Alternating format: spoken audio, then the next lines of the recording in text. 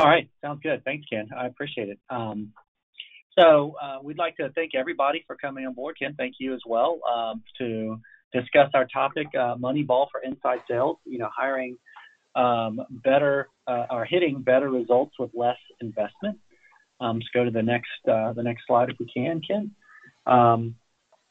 Really what's interesting, and since baseball season is kicking off here across the land, and then we're here in Atlanta, and our office overlooks the new Atlanta Braves Stadium, and so it's just hope springs eternal, really, in this time of year, and so that really was sort of the impetus for the topic for Moneyball. Moneyball it means a lot. It means different things to different people, and hopefully we'll clear that up today. But today our panelist is myself, Scott Miller, the founder of RampedUp, and Ken Morris, the CEO of RampedUp as well. And Ken, if we can go to the next slide, that'd be great. Want to just discuss a little bit about what the whole concept is for Moneyball. And before we get started, we can talk a little bit about some housekeeping issues. We are recording this program, and so if you'd like a copy of the recording, please let us know, and I think we'll email out to those as well. If you have any questions, please type those questions in the upper right-hand corner in the chat box, and we'll make sure we try to get to them as soon as we possibly can. And we will hold the questions to the end unless they're germane to the topic at the point in time.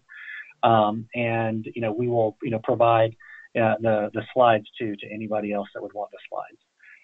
So housekeeping issues. All right. So moving on and getting started. This is our agenda item today: hitting better results with less investment. So 6 topics really. Moneyball for inside sales, challenging conventional wisdom. Picking a winning strategy. Good versus great for inside sales. Manage to the metrics and closing quotes. We'll get there. Now, Ken, how's baseball season starting up for you and your family this spring? Well, we're just glad to see spring and warm weather, and that normally means baseball, so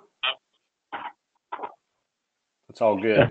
Yeah, it is good. My son is starting baseball season as well, and so that's a good 7 to 10 hours a week. That'll half of my life, but it's fun to watch him get involved with that. But it's funny, you watch a little bit about, even some of the things that our sons, are doing in baseball season, and let's kind of, you see, the fundamentals and the basics, and as inside sales leaders, that really is what it's about, the blocking and tackling and the pitching and the bunting and ensuring that you get the things right in spring training to execute in the season. So let's move to the next slide if we can, Kim. Let's talk a little bit about the whole core concept, right? Moneyball is a book written by Michael Lewis, The Art of Winning an Unfair Game, right? So just to reading marquee, right? A book by Michael Lewis published in 2003 about the Oakland A's, and a movie, obviously, as well, about a baseball team and general manager Billy Beane. And his focus is on the team's analytical, evidence-based, sabermetric approach to assembling a competitive baseball team, despite Oakland's disadvantaged revenue situation. It's a pretty interesting book. It's a pretty interesting movie if you've seen it, with Jonah Hill and Brad Pitt as well. And really the concepts and the reason why it's applicable to what we're doing as inside sales leaders is that if we can go to the next slide, Ken, if you will, is that Oakland was really, from an Oakland athletics perspective, was really in a position where they didn't have the ability to spend the amount of money as a small market baseball team. They weren't in a position to spend the amount of money that some of their larger competitors were able to spend, right? And so you see this graph here, they were, right around the $40 million mark back in 2002. And the Texas Rangers and the Boston Red Sox and the New York Yankees were spending, north of 100 million, and in some instances closer to 140 million in revenue. And so that isn't really unlike what a lot of us, inside sales leaders have to deal with today. Rarely do we have the advantage of working for the largest, company in our space, right? And almost inevitably, by anyone's standards, you can always be outspent, right? And so let's take a look here. The next slide, if we can, Ken, is that the the results of what happened in 2002 is that the New York Yankees, of course, got the return on their investment, but a much better investment from the Oakland Athletics, because they were able to, win over 100 games in 2002. And so, how were they able to do this? Is the whole crux of the book, right? This is the reason why Michael Lewis wrote this book, and that's the reason why there was a movie made about the book. Is that, how is a small market team, spending a fraction of the money able to compete with large market teams? And so they had to take a look at everyone has the same problem, right? Making sure that you win more baseball games than you lose, and you get more runs than the other team does, right?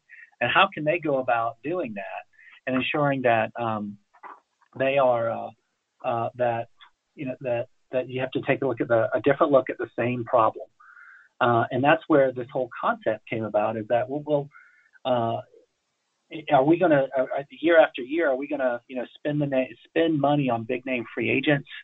Are we going to spend money on things that we think are work that are subjective, right? And in the movie they make they make an analogy of this guy is you can tell he's a stud because you can see the people that he dates, right?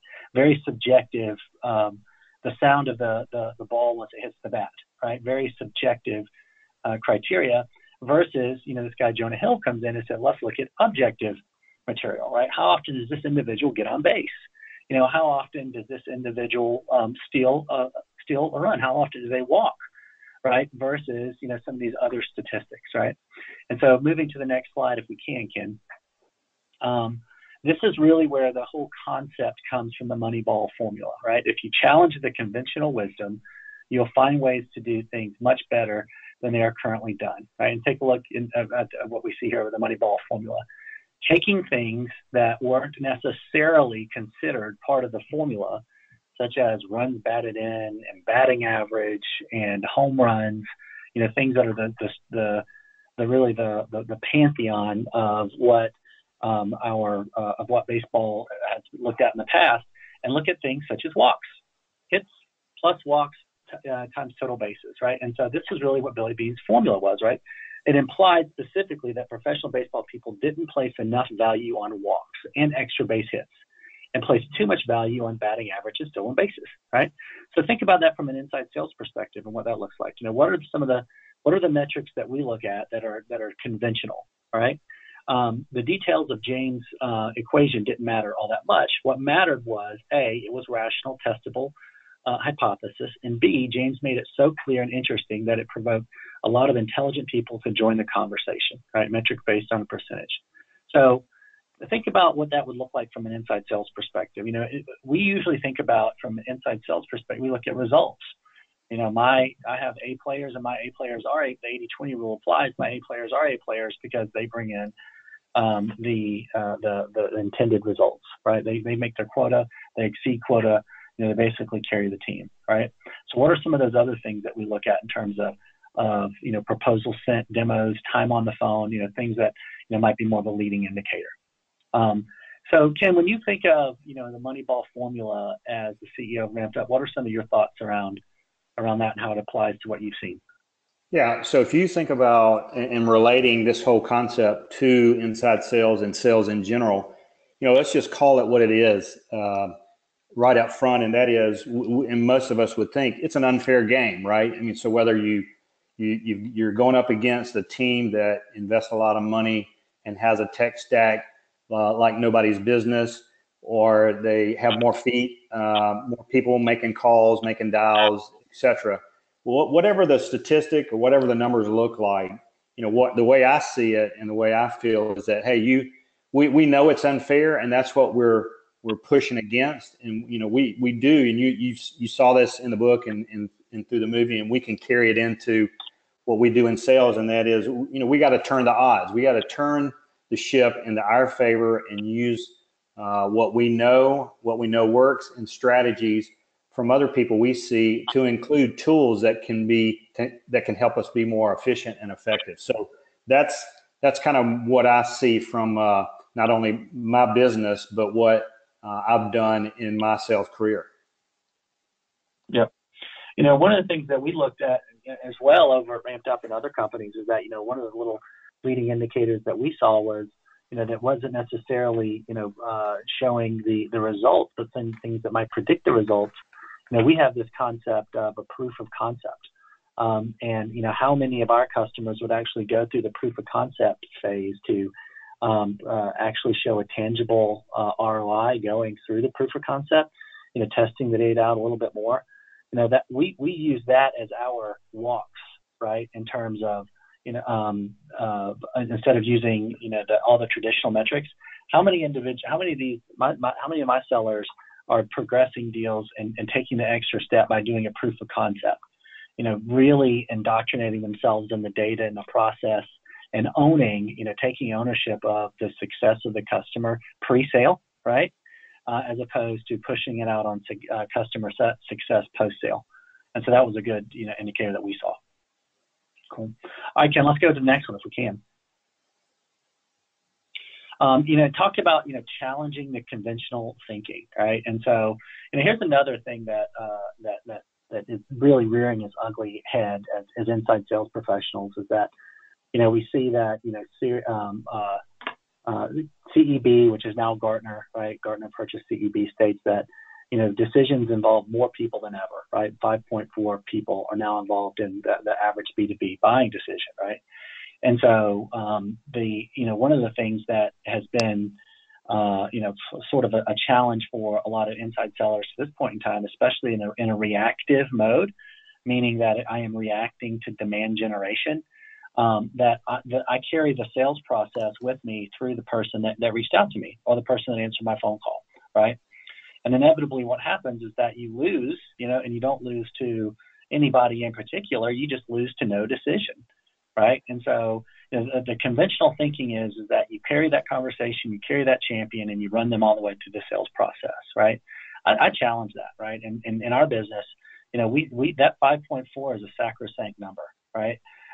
We want to know who the entire buying committee is and who are those people, and do you have a conversation with that buying committee, right? Do you have a relationship with them? Meaning, can you pick up the phone? And if you can't pick up the phone, can you sponsor an executive bridge, right? Can Ken make a call? Can I make a call on your behalf, right? We asked the question, if the committee voted today, by member, who would they vote for? And if you don't know, then guess what? You've got a plan. And if you do know, and if it's against you, right, then that's the time. Do we walk or talk? Try to get our way through, right? And then could you change that committee member's vote if you had to do it, or could you bring in other members?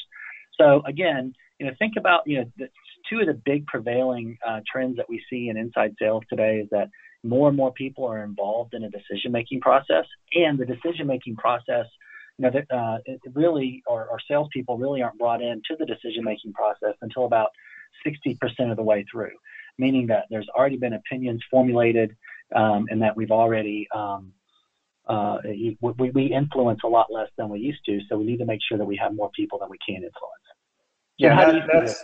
That's kind of counterintuitive, right, into the way sales has traditionally been kind of carried out, or the process. And the thought was always keep it simple, go for your champion that's going to help you push your deal through.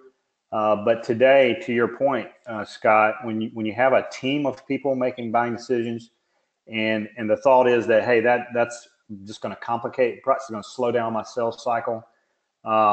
If we approach it from the front end, that, hey, we need to not only find out who these 5.4, I always wonder about that 0.4 person, but who they are, because I need to get them. I need to know who they are up front. I need their data, how to get in touch with them, and then what do you say to them? So if you consider all that, it's counterintuitive where sales has been for a long time, but today we know that we got to complicate it early, and I think this is just a good way. That's a vote to say, hey, yeah. If studies are now showing that there's 5.4 people involved in the decision, no one person wants to carry the burden or the the responsibility, so they spread it around those 5.4 people, and so we need to go after those 5.4 people and find out who they are and do it early.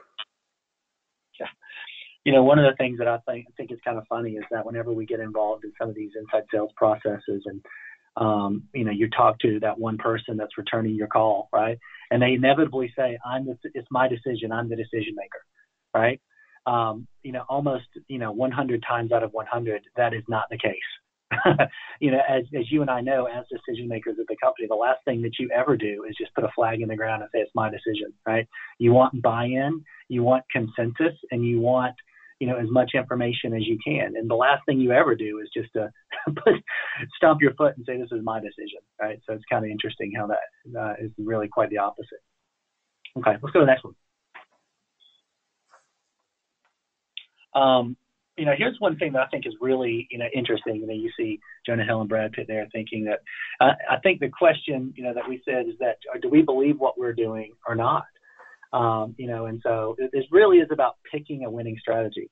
One of the cool things about the movie and about the book is that, that they did, the Oakland A's did not find initial success, right? As a matter of fact, they lost. And Billy Beane was ridiculed for what he was doing by trying to get all these single hitters and these people that were just not traditional, big RBI and big batting average folks. And then they said, are we committed to this thing or not, right? And so, how does that work for what we're doing as sellers and sales leaders? Is that, managers tend to pick a strategy that is the least likely to fail rather than to pick a strategy that is most efficient, right? And so here's what we say, and here's what we say, and here's what we see, right? Is that account-based selling is working, and it's working, at a 4x clip than reaction to demand generation, right? And so what we do at our companies is that, we know, what customers are the most profitable and why, and what prospects look like the most like our customers, and we find them and we market to them.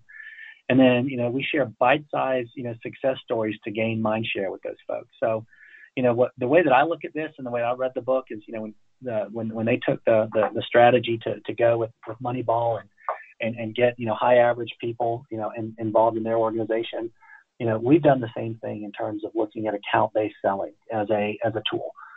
We know who our customers are. We know the most profitable customers are for us, and we go and find those folks, right? And you know what? It is not rewarding. It's just like the concept that happened in the book happened with us, is that, we saw a precipitous drop in leads, a precipitous drop in demos. And quite frankly, there was a lot of nerves around here if we're doing the right thing.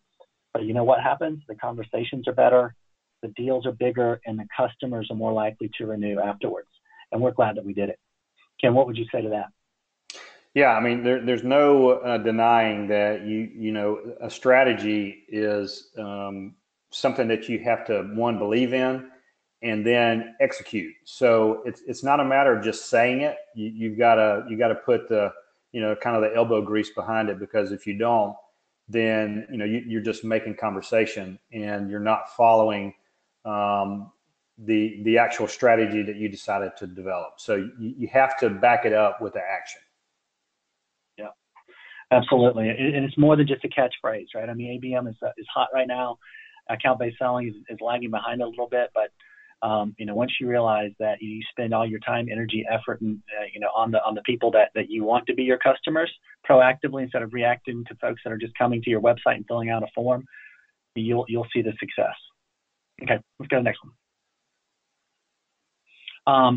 And the idea is good versus great, right? So I think one of the things that we take is that, one of my favorite quotes in the book is that, one absolutely cannot tell by watching the difference between a 300 hitter and a 275 hitter. The difference is one hit every 2 weeks.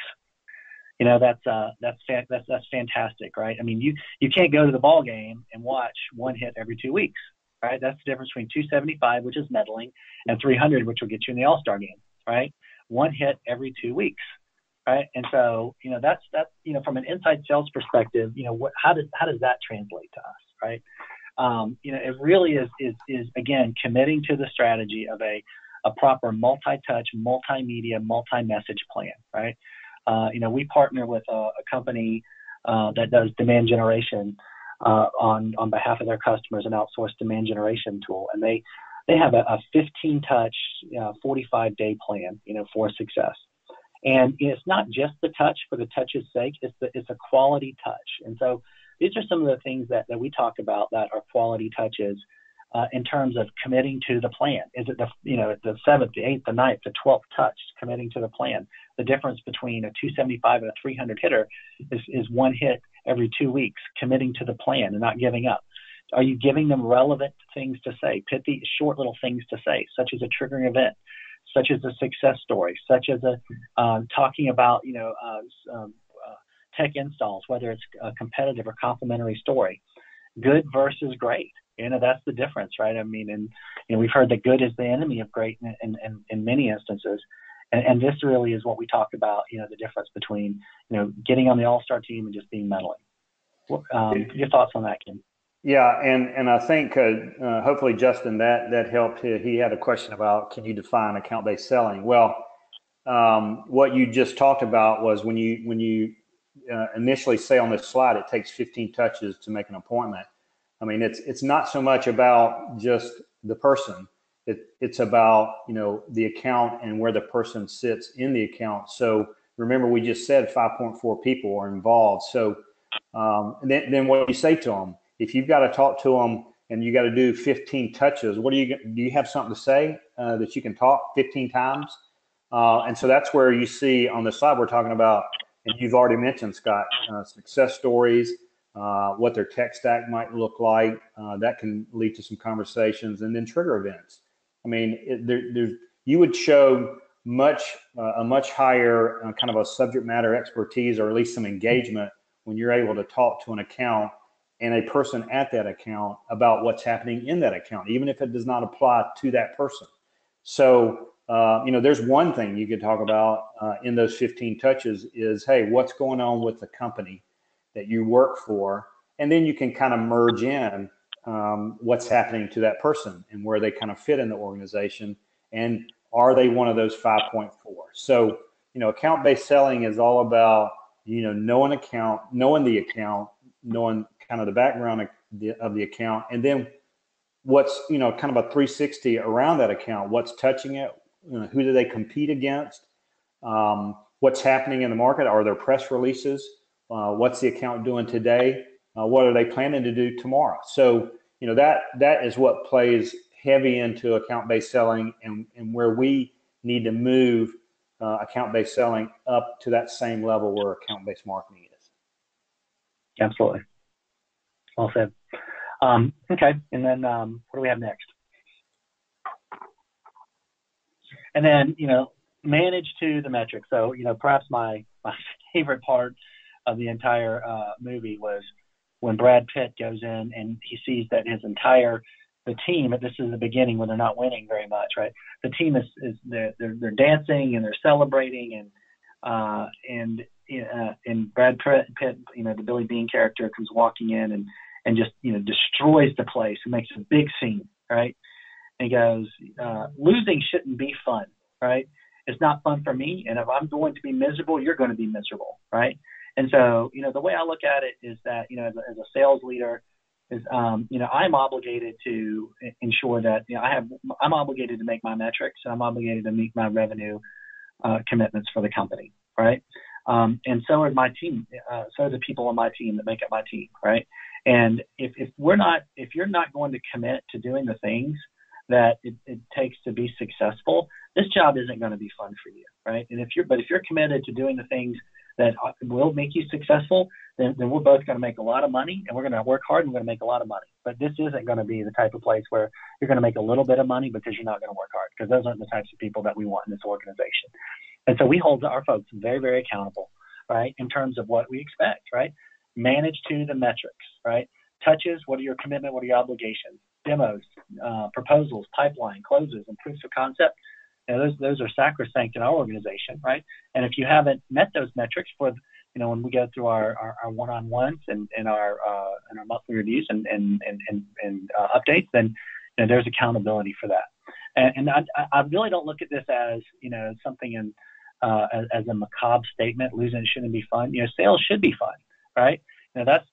We got in this profession because we wanted to impact individuals, get involved in other people's business. I mean, what other job do you have where you can talk to people and impact their business on a daily basis, right? It's a fantastic job, but you better be committed to doing the right things, or else this job's going to suck for you, right? And I like to convey that early, because I don't want those types of people on my team, and I owe it to the productive people on my team to have that attitude, because that's the attitude they have, and we don't want stragglers, right? We're all here to win. What do you think about those that statement as it applies to what we're doing here at Ramped Up, Ken? Yeah, so absolutely. And had a couple questions, and this will kind of pull all of them together here. So metrics sometimes, especially when you're talking about inside sales, can be a touchy subject, right? Because people don't like to be held to metrics. Most would say that, it's what drives them crazy.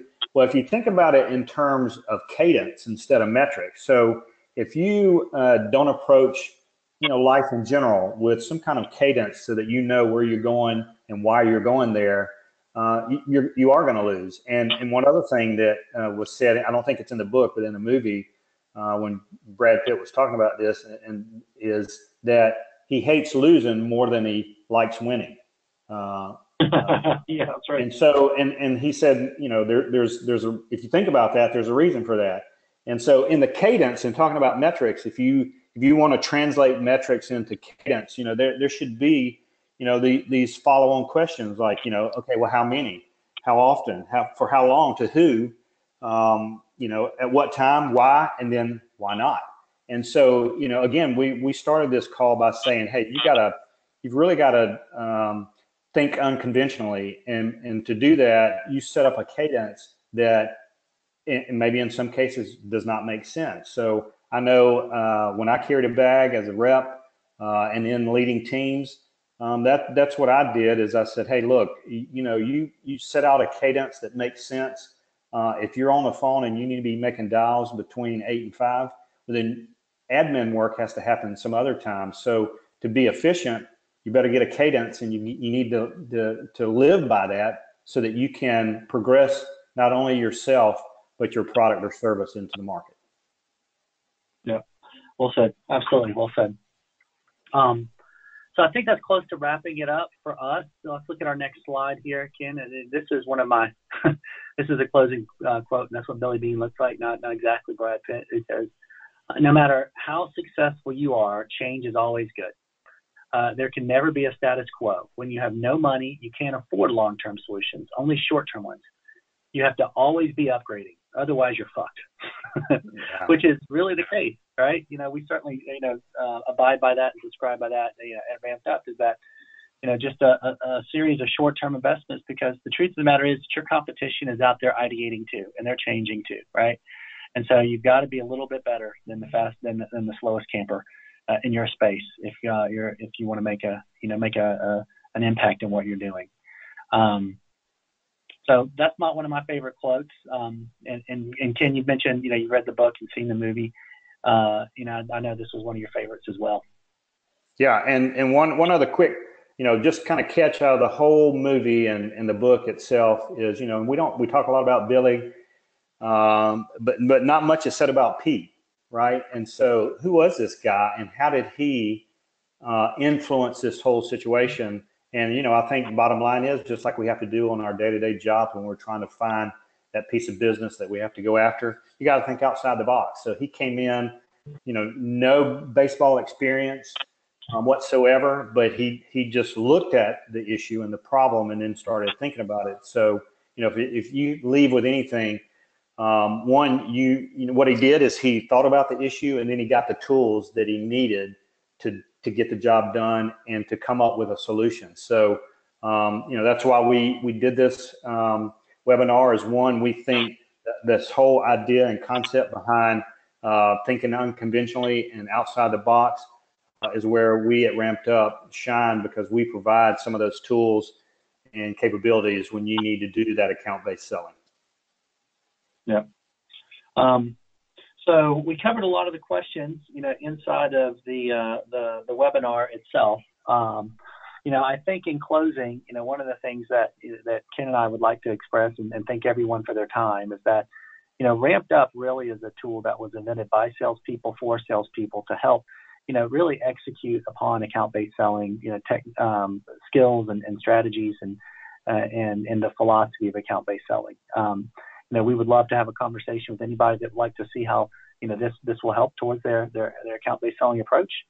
And of course, please follow up with us if you're viewing this on a recording, so that we can help you do that. I think, Ken, that's all for me. That's it, and we're at the top of the hour. So Scott, thanks for your time. Thanks everybody for joining, and we'll see you on the next webinar. All right, thanks. Bye.